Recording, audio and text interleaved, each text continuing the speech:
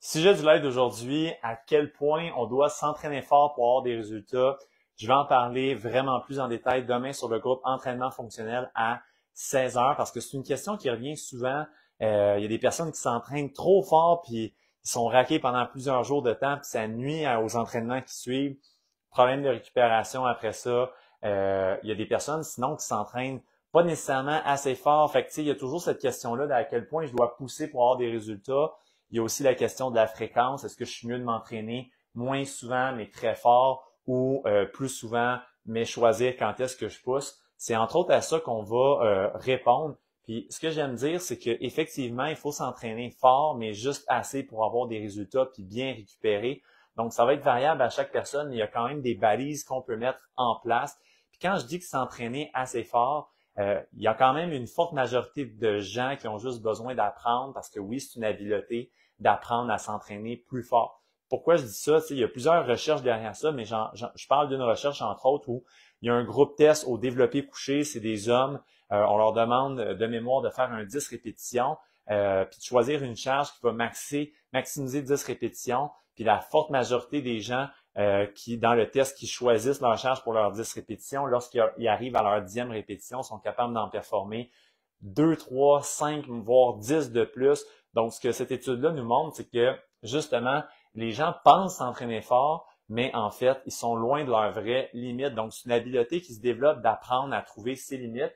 Puis, comment on peut faire en sorte d'avoir une méthodologie qui va faire en sorte qu'on se base moins sur des impressions que sur quelque chose de plus objectif. C'est ce qu'on va couvrir ensemble aujourd'hui. Puis, ultimement, avec le bon système, on est capable d'aller vers des résultats qui sont beaucoup plus grands que ce à quoi on était pris parce qu'on croyait s'entraîner fort alors que c'était pas le cas. Tu sais, s'entraîner fort, ça veut pas dire, ben, tu sais, je force, je donne mon meilleur, j'ai chaud. Non, au contraire. S'entraîner fort, ici, on le comprend vraiment comme être proche de ses limites, proche de l'échec musculaire, c'est-à-dire que nos muscles sont plus en mesure de poursuivre le mouvement. Fait que les ingrédients clés dans ce système-là qu'on va couvrir demain plus en profondeur, c'est évidemment le fameux RPE, RIR, ce système-là de cotation qu'on peut utiliser pour justement apprécier notre effort de façon objective, se laisser des traces personnelles, puis à travers le temps, justement, travailler à progresser notre chargement.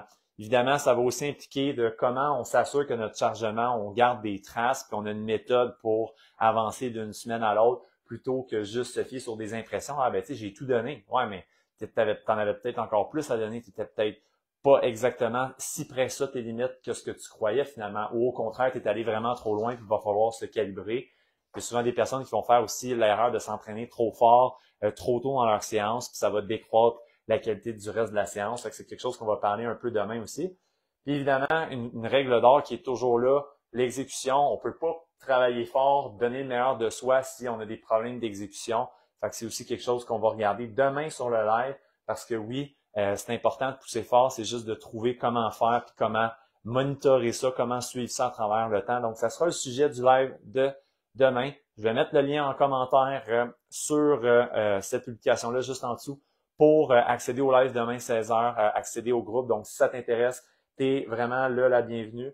Et si tu as des questions, commentaires, je t'invite tout simplement à les déposer en commentaire juste ici ou demain sur le live. Ça va me faire vraiment plaisir d'y répondre. Donc, sur ce, c'est la fin du live. On se voit demain 16h.